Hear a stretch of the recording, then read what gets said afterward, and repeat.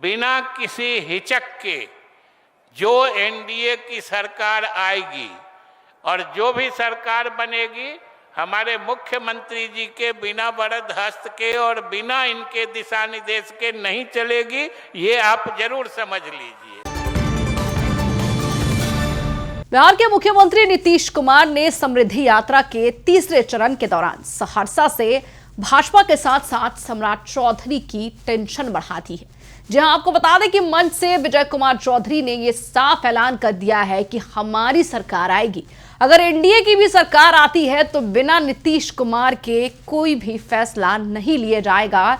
जिसके बाद से स्टेज पर बैठे सम्राट चौधरी टेंशन में नजर आए, क्योंकि ये कहा जा रहा है कि सम्राट चौधरी को अब नीतीश कुमार के राज्यसभा जाने के बाद सीएम पद सौंपा जाएगा। हालांकि जिस तरीके से विजय कुमार चौधरी ने यह कह दिया है कि बिना नीतीश कुमार के कोई भी पार्टी के अगर सीएम बनते हैं, बिना नीतीश की अनुमति के वो सरकार नहीं चलेगी, जिसको लेकर आपको बता दें कि इस वक्त बिहार की सियासत गरमाई हुई है और सम्राट चौधरी साफ साफ टेंशन में नजर आ रहे हैं। हम आपको सब कुछ बताएंगे विस्तार से और विजय कुमार चौधरी का पूरा बयान सुनाएंगे, जिनमें पहले तो उन्होंने ये कहा कि हमारी सरकार बनेगी, फिर कह दिया कि एनडीए की सरकार बनती है और अगर जो भी बनते हैं नीतीश की मर्जी के बिना बिहार में कुछ भी नहीं होगा।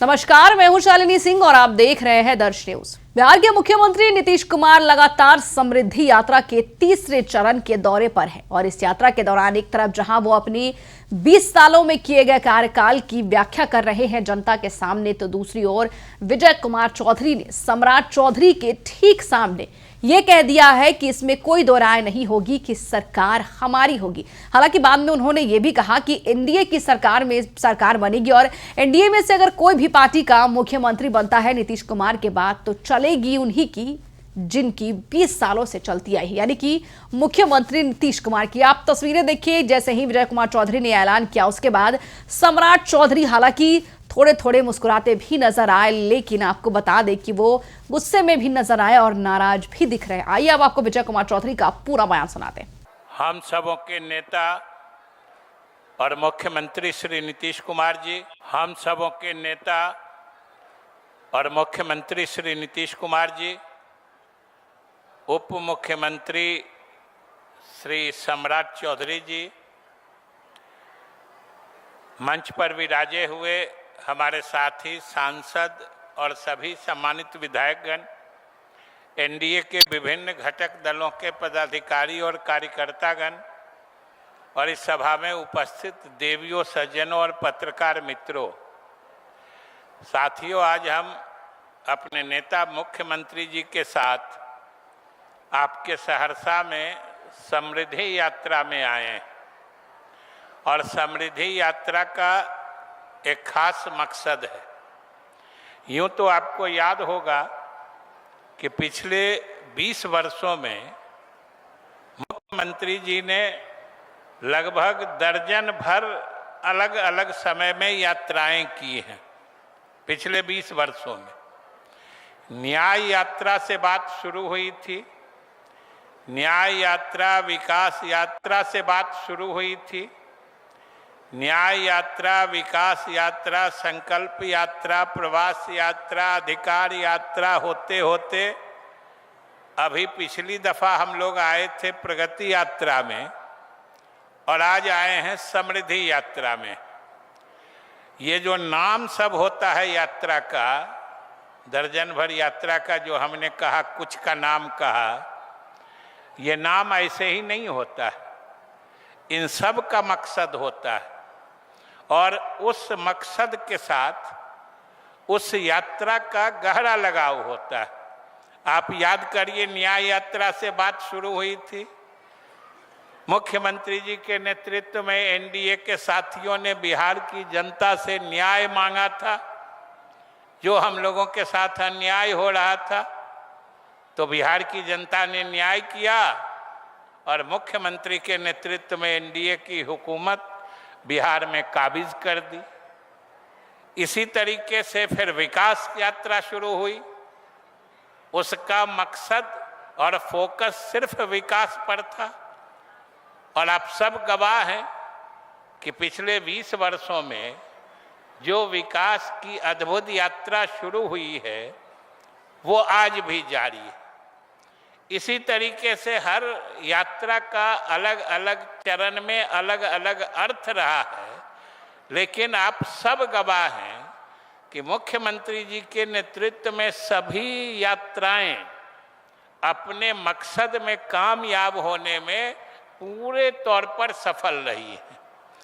पिछले प्रगति यात्रा की ही बात लीजिए, लगभग साल भर पहले सहरसा आए थे और जिले की अनेक महत्वपूर्ण योजनाओं को जो दशकों से जिसकी मांग लंबित पड़ी थी उसकी घोषणा इन्होंने की थी और उन घोषणाओं को मुख्यमंत्री जी ने पूरा कर दिया है। और आज भी जब हम लोग आपके सामने इस सभा में आए हैं, उसके पहले कई योजनाओं को स्थल पर जाके मुख्यमंत्री जी ने देखा है।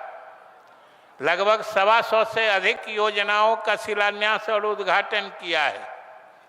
और जो सहरसा बाजार की सबसे बड़ी समस्या थी, जो पूरे शहर में हमेशा जाम की ही स्थिति रहती थी, तो वो फ्लाईओवर और ऐसा फ्लाईओवर बनना का काम शुरू करवा दिया है मुख्यमंत्री जी ने। खुद जाके इन्होंने देखा है आज कि वो जब बनेगा तो जाम की समस्या तो छोड़ दीजिए, सहरसा वासियों को उस पर एक तरफ से जाके चढ़ के घूम के फिर दूसरे तरफ 2 भागों में उतरने की सुविधा, 2 भागों में चढ़ने की सुविधा, वो एक तरह से बच्चों और अन्य लोगों के लिए पर्यटन स्थल जैसा वो पुल देखने वाला पुल बनेगा, जो सहरसा के लोगों की सेवा में माननीय मुख्यमंत्री जी ने दिया है और आज स्वयं देख के आ रहे हैं। हम लोग भी उनके साथ थे। तो ये मुख्यमंत्री जी के विकास यात्रा या प्रगति यात्रा का परिणाम है साथियों। और इस पुल की घोषणा मुख्यमंत्री जी ने प्रगति यात्रा में ही की थी और आज समृद्धि यात्रा है। आप सब समझते हैं समृद्धि यात्रा का मकसद है बिहार को समृद्ध बनाने का, बिहार वासियों को समृद्ध बनाने का, क्योंकि विकास जब अपने मंजिल तक पहुंचता है, सभी लोगों का विकास हो जाएगा, तो समझिए पूरे प्रदेश में समृद्धि आ जाएगी, हर परिवार में समृद्धि आएगी। और उसी हिसाब से इस यात्रा का रूपरेखा तैयार की गई है। और आप देखे हैं 5 वर्षों के कार्यक्रम में औद्योगिकरण पर जोर है, कितने चीनी मिल लग रहे हैं, कितने उद्योग धंधे लग रहे हैं, 1 करोड़ नवयुवकों को रोजगार देने की योजना है। और ये सब योजनाएं जब लागू हो जाएंगी, समझिए इस समृद्धि की राह रोशनी सहरसा से लेके पूरे बिहार के हर परिवार में समृद्धि की रोशनी जलने लगेगी।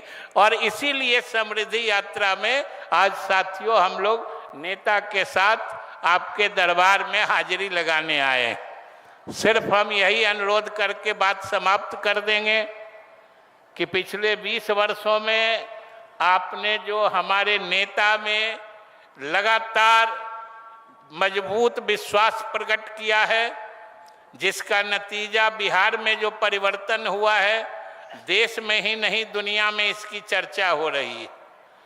आने वाले समय में भी बिना किसी हिचक के जो एनडीए की सरकार आएगी और जो भी सरकार बनेगी, हमारे मुख्यमंत्री जी के बिना वरद हस्त के और बिना इनके दिशा निर्देश के नहीं चलेगी, ये आप जरूर समझ लीजिए। इसलिए हम आपसे अनुरोध करेंगे कि आने वाले समय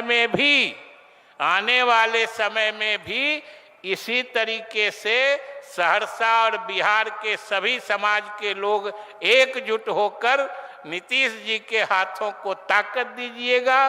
बिहार प्रगति राह पर चलते चलते समृद्धि पालेगा। इन्हीं शुभकामनाओं के साथ बहुत बहुत धन्यवाद। तो सुना आपने, पहले उन्होंने व्याख्या की, 20 साल की उपलब्धियों को गिनाया, उसके बाद अंत में कह दिया कि इसमें कोई दो राय नहीं है कि सरकार हमारी ही बनेगी। फिलहाल इस खबर में इतना ही, लेकिन आपकी क्या राय है हमें कमेंट बॉक्स में लिखकर जरूर बताएं। बने रहे हमारे साथ और देखते रहिए दर्श न्यूज।